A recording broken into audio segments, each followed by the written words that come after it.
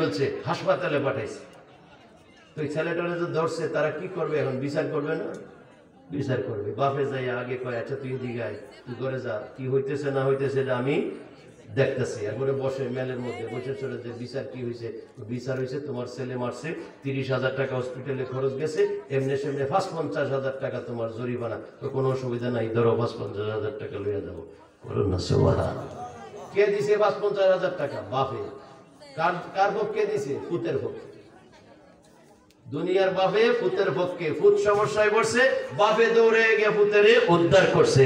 হাসরের ময়দানে বাপ ফুত পরিচয় থাকবে না, পরিচয় থাকবে ভক্ত আর মুরিদে, মুর্শিদে আর মুরিদে। মুরিদ বিপদে পড়বে, মুর্শিদ দৌড়ে যাবে, নবী রাসূল দৌড়ে আসবে, উম্মত বিপদে পড়ছে। হাসরের ময়দানে অনেককে আমরা ভাবো আমাদেরকে সাহায্য করার জন্য, কিন্তু কবরের মধ্যে ঈমান পরীক্ষা, এখানে কাউকে পাওয়া যাবে না।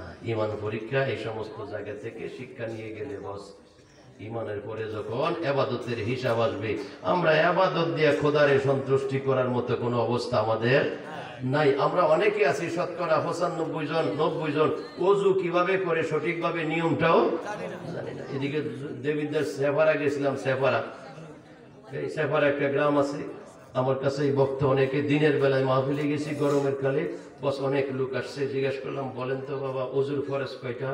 একটা মানুষের মুখ লাগে না। গোসলের ফরজ কয়টা? ওমা গোসলের ফরজ কয়টা? একজন মানুষে বলতে পারেন আমি আস্তাগফিরুল্লাহ। এই যে ভাগনা দাড়ি, আপনার 60 বছর শরীর না পাক হয়েছে, গোসল করছেন, কিন্তু আপনি গোসলের ফরজ কয়টা জানেন না। তো নিয়ম ছাড়া গোসল হয়েছেনি, গোসল না হইলে 60 বছরের ইবাদত হয়েছেনি। এখন আপনার কি হইব উপায়? কি হইব উপায়? এই জন্য কামেল বলি